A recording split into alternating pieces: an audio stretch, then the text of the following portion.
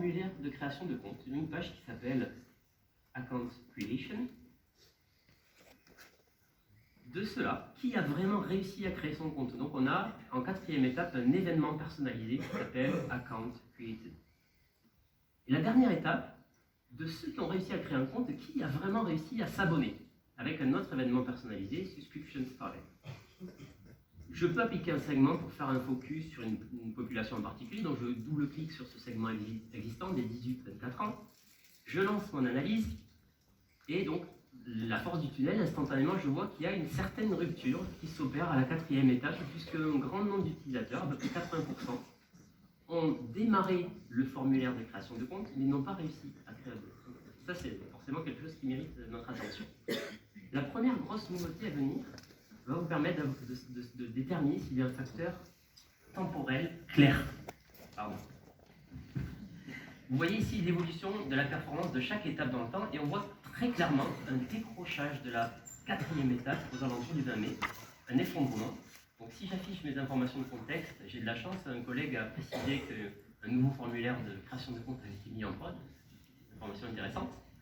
Donc je vais pouvoir aller creuser ça en repassant en mode tunnel, je vais aller choisir ma date du 20 mai pour aller effectivement confirmer que le taux de réussite de la quatrième étape est très faible. Donc on a un problème. Donc cette première évolution, l'évolution temporelle, sa représentation sous forme de ligne, vous permet de détecter des facteurs temporels potentiellement très marqués, mais aussi de mesurer le fruit de votre travail. Si vous faites des améliorations, de pouvoir constater qu'elles ont un impact réel sur la performance de certaines étapes et de la totalité du tunnel.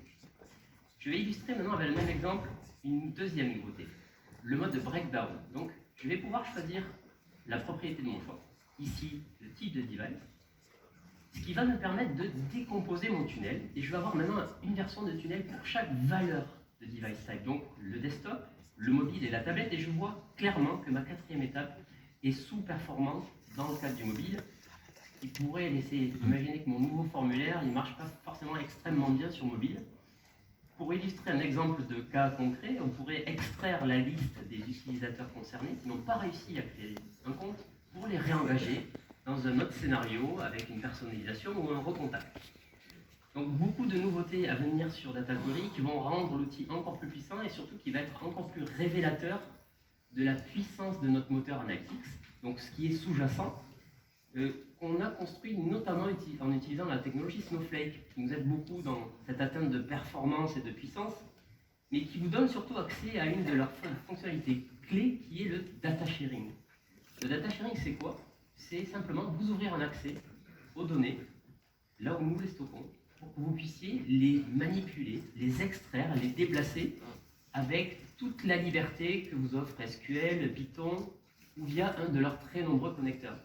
Donc on va faciliter le fait de déplacer les données, de les intégrer dans un data lake d'entreprise, de construire des projets innovants de machine learning, sans avoir à passer par un process ETL classique qui est souvent lourd, complexe, lent, et pas très écologique, parce que souvent on se retrouve à produire des fichiers que personne ne consomme. Donc data sharing, super, pour moi c'est le futur, et vous êtes nombreux à en tirer déjà bénéfice, mais c'est très adapté pour faire circuler les informations entre outils, entre systèmes. Nous, un des challenges qu'on doit aussi résoudre, c'est comment faire circuler des insights entre des êtres humains. Et donc on va parler de la simplicité du côté fédérateur de la plateforme. On constate, et vous le constatez aussi, une très grande augmentation du nombre d'utilisateurs potentiels, de la variété de ces profils, et une capacité à utiliser les données analytiques si tant est qu'on est capable d'adresser ces profils. Mais chacun a des attentes différentes, qui pour vous est un casse-tête. On pourrait simplement donner des accès à tous les utilisateurs et dire bah, débrouillez-vous, hein, il y a 100 rapports, mais en fait il n'y a pas 100, il y a 100, 500, 1 millier de rapports. Ils sont parlants pour ceux qu'ils ont construits, mais pas pour les autres. Donc ce n'est pas forcément l'approche qu'on veut vous proposer. On pourrait aussi imaginer que vous passez des heures à créer des dashboards pour chaque profil, mais si vous n'avez pas le temps, vous n'avez pas la ressource, on en est bien conscient. Et c'est exactement le challenge qu'on va relever avec Workspace. Avec Workspace, on va complètement réinventer l'expérience d'analyse et de démocratisation de la donnée. Faire quelque chose de très simple pour vraiment fédérer vos utilisateurs autour de la donnée qui est à votre disposition. Et ça passe par le fait de vous laisser rassembler facilement des rapports entre eux. si on estime qu'ils ont une pertinence à être rassemblés, et de donner des accès à ces regroupements à vos utilisateurs. Donc vraiment, vous vous adaptez aux différents profils d'utilisateurs avec le moins de travail de personnalisation possible. Ce regroupement de rapports, on va appeler ça un board. On va ouvrir un board ensemble. J'ai déjà créé un board qui traite de la performance marketing. Voilà. Et j'ai rassemblé un certain nombre de rapports qui me paraissaient pertinents à analyser dans ce contexte.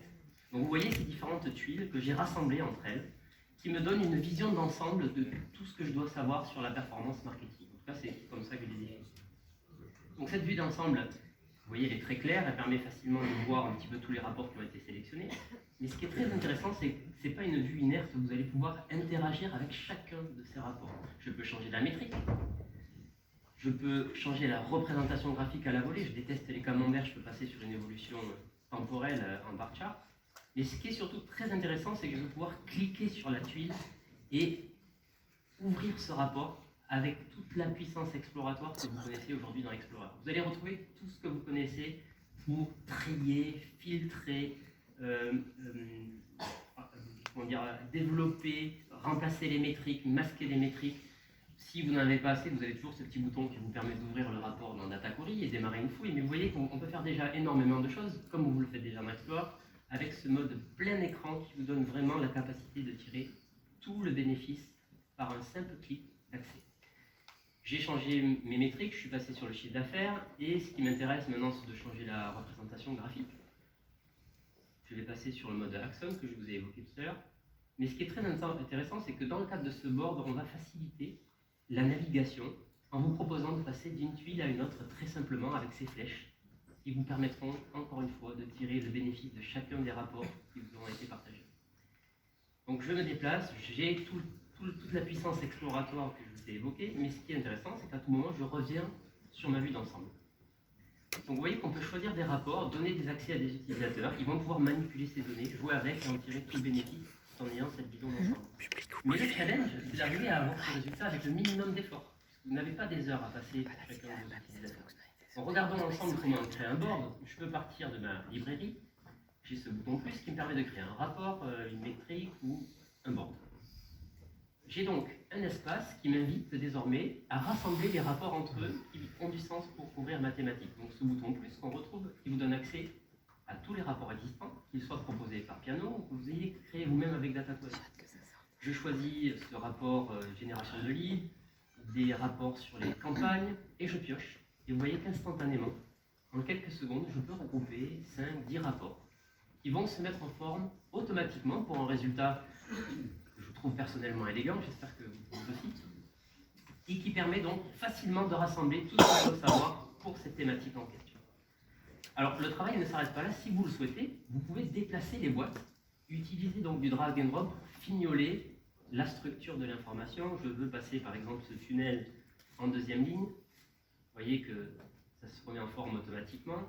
Je veux que le tableau bénéficie de la totalité de la largeur d'écran. Vous voyez, drag and drop vous permet de finaliser le rendu de votre board.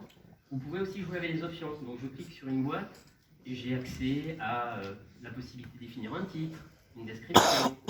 Je me mets à la place de mon utilisateur final, afficher plus ou moins de valeurs, définir si les options de comparaison doivent être affichées ou pas. Donc vous voyez qu'on peut finaliser, mettre en forme notre travail. Ça a pris quelques secondes, littéralement, je peux enregistrer, définir si ce board est pour moi ou si j'ai envie, la possibilité de le partager avec mes utilisateurs de l'entreprise ou certains utilisateurs. Et donc là, vous voyez qu'en quelques secondes, j'ai structuré mon information et je peux donner un accès à un utilisateur final, pas forcément très expert, qui va pouvoir tirer tout le bénéfice de ces informations. On ne voulait pas simplement s'arrêter à la possibilité de collectionner les boîtes et potentiellement d'avoir des dizaines et des dizaines de boîtes, ce qui enlève un petit peu le côté efficace et interactif de l'outil. On veut vous permettre, si vous le souhaitez, de structurer l'information. Et pour cela, vous pourrez, encore une fois, si vous le souhaitez, ajouter des boards et les rassembler entre eux dans ce qu'on va appeler un workspace, donc tout le nom du produit. J'ai créé plusieurs workspaces, j'en ai créé un pour un projet stratégique de mon entreprise qui s'appelle Apollo. Et donc j'ajoute mon board à Apollo. Je vais vous montrer concrètement à quoi ressemble un workspace. Vous allez reconnaître ce fameux menu de gauche qu'on connaît aujourd'hui dans Explorer, que vous appréciez, qui permet facilement de naviguer dans l'information. Et donc, dans ce menu de gauche, vous retrouvez tous les boards que j'ai sélectionnés pour ce projet Apollo. Je pourrais en rajouter d'autres, et donc bénéficier de chacun des boards, passer d'un board à un autre très simplement. Et là où c'est très intéressant, c'est de pouvoir passer facilement d'un workspace à un autre, puisque vous ne travaillez pas forcément que sur le projet Apollo, mais vous faites aussi partie d'équipes marketing. Et donc, comme vous le feriez un peu sur Slack aujourd'hui, avec ce bouton de gauche, passez facilement d'un workspace à un autre. Donc, vraiment retrouver une structure qui va mettre vos utilisateurs en situation de confort. Retrouver la bonne information, pouvoir tirer tout le bénéfice de la vue d'ensemble, mais aussi de la vue exploratoire. C'est ça, Workspace, c'est quelque part la convergence entre les avantages d'Explorer, les avantages de Dashboard, le tout réuni dans une toute nouvelle expérience complètement revue qui va vraiment faciliter votre vie quand il s'agira d'analyser, de partager les informations. Pour synthétiser ce que je viens de vous présenter, qu'est-ce que vous pouvez attendre de Piano Analytics? Très clairement, un outil beaucoup plus puissant, beaucoup plus complet, plus de données, avec un fort impact sur des aspects stratégiques de votre entreprise. Et surtout, la puissance, c'est ce premier pilier, c'est Data Query, qui va vraiment révéler toute la puissance Analytics et toute la valeur de vos données. Et encore une fois, qui va vraiment vous aider à tirer la valeur. Le deuxième pilier, très complémentaire, c'est Workspace. Vous allez avoir vraiment cette expérience réinventée pour analyser, partager vos données. Piano Analytics, demain, c'est cette association entre ces deux fonctionnalités. Vous pourrez passer très facilement de l'une à l'autre, elles sont intégrées nativement, partagent beaucoup de connaissances, soit fouiller, soit analyser et partager la donnée. Donc ça va, je pense, vraiment changer la donnée. Il est temps d'abandonner l'accent français du Sud-Ouest et de profiter de l'accent des États-Unis. On va parler de toutes les nouveautés à venir sur les autres produits Piano, donc les produits d'activation. Et c'est Rachel qui est cet honneur. Merci de m'avoir écouté. Toujours flou. Toujours un peu flou. Thanks so much, Cedric. Good afternoon. I'm Rachel Sidneys, VP of Product on the Piano Activation side. That's our subscription